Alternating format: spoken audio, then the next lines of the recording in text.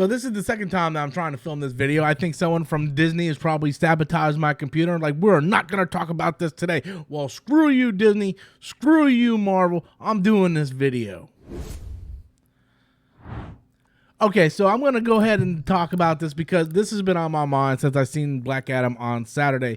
And I feel that personally Black Adam destroyed Marvel, at least destroyed Phase 4 of Marvel. Because I just feel like Black Adam was the type of movie that we as fans have been wanting for a while, to where they don't try to complicate stuff. They don't try to have agendas or anything of that nature. It was basically old school superhero movie where you have the very simplistic plot and you go balls to the wall with the action. And I've seen a lot of critics that compare it to an early 2000s superhero movie, but at what point, when did that become something that we're ashamed of? There's a lot of really good 2000s superhero movies. We're talking about Spider-Man, Spider-Man 2, X-Men, X-Men 2, The Punisher, Blade. When did we look at these movies now and think that these movies were garbage? Like, these are still movies that we watch today. Like, I still tune into Spider-Man 1 and 2 and X-Men 2 and Thomas Jane's Punisher and Blade. Like, these are classic movies. And the problem is we have gotten so far away from that we are now focused on stupid stuff like this, like what they did with She-Hulk and other properties in the MCU. And the thing that I enjoyed most about Black Adam was it didn't try to insult the audience by trying to shove in social politics and identity politics into the movie just for the sake of doing it. Right? I'm not going to sit here and say I hate Marvel, because I don't. I go see every one of those Marvel movies. I try to watch every one of those Disney Plus shows. If it doesn't resonate with me, I just stop watching them. But I still go see every one of those movies. And with Marvel Phase 4 in particular, I have only seen those movies once, which is new because in Phase 1, 2, and 3, I've seen those movies multiple times. I would go back to the theater like 3 or 4 times just watching those movies. And the only MCU Phase 4 movie I've seen multiple times was Black Widow. And that's because my girl hasn't seen it and she wanted to watch it, so I sat down, put it on Disney Plus, and watched it with her. And I enjoyed that movie, but it feels like Marvel has this giant clipboard. And all they do is just go over everything that they need to put in the movie, and the plot is secondary. And it's like, hey, we need to have a gay character to represent the LGBTQRWXYZ negative 5 community. I like to call them the Alphabet Squadron. We got to go ahead and have we got to check that off. Now we need to have representation with race. So we got to bring a black person or a Hispanic person or an Asian person in here. Okay, boom, we got this one. All right, now we need to have a strong female lead. And sometimes they're being slick now, right? They're trying to make all those checks into one person now. Now they're trying to be smart, like Eternals. They're like, well, we got to have a gay scene in here, so let's make the gay guy black. So we're checking off 2 marks with that one. You know, let's go ahead and have this strong female lead. She's going to be Asian and she's going to be a female. So we're checking 2 off on that one. And with Black Adam, it's not the case. Black Adam was simple. It was a simple present. A simple premise is the word I'm looking for. A simple present. Man, I can't talk for shit, man. I need more coffee. Simple premise.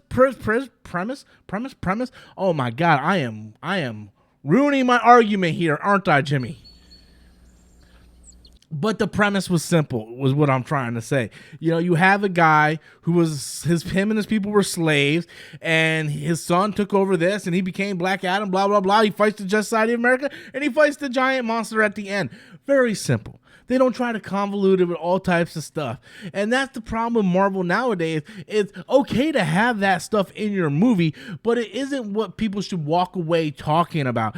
Before Eternals even came out, we heard that there was going to be a gay love interest and stuff. Before the movie even came out. Like, we're not even talking about the movie. We're just talking about that. Before Thor Love and Blunder came out, we were talking about Tessa Thompson possibly having a relationship with Natalie Portman in the movie. Right? Those were things we were talking about. We weren't talking about the movie. We were talking about the politics and social identity politics within that movie. And I think when you're going, the average person, the normie, doesn't care.